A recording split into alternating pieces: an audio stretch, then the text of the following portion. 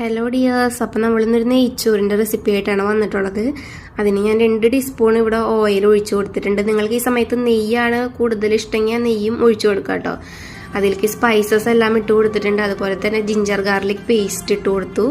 ശേഷം നീളത്തിൽ അരിഞ്ഞു വെച്ചിരിക്കുന്ന ഒരു സവോളയും കൂടി ഇട്ട് കൊടുത്തിട്ടുണ്ട്. 2 പച്ചമുളകും അതുപോലെ തന്നെ അതൊന്ന് വേണ്ടി വരാൻ ആവശ്യമായിട്ടുള്ള ഒരു ഇത്തിരി ഉപ്പും അതുപോലെ ചെറുതാക്കി അരിഞ്ഞു വെച്ചിരിക്കുന്ന ക്യാരറ്റും കൂടി ഇട്ട് കൊടുത്തിട്ടുണ്ട് ഇതിലേക്ക്. ശേഷം നമ്മൾ എടുത്ത് വെച്ചേക്കണ അരിക്ക് കണക്കാക്കിയിട്ട് വെള്ളം ഒഴിച്ചു കൊടുക്കുക. ഞാനിവിടെ 1 ഗ്ലാസ് അരിയാണ് എടുത്ത് വെച്ചേക്കണേ. അപ്പോൾ അതിന് 1.5 ഗ്ലാസ് വെള്ളം കൂടി ഒഴിച്ചു കൊടുത്ത് അതിലേക്ക് 2 ടീസ്പൂൺ നെയ്യും ഇട്ട് കൊടുത്തിട്ടുണ്ട്. അതൊന്ന് തിളച്ച് വരുമ്പോൾ നമ്മുടെ ചോറിലേക്ക് ആവശ്യമായിട്ടുള്ള ഉപ്പും കൂടി ഇട്ട് കൊടുക്കുക.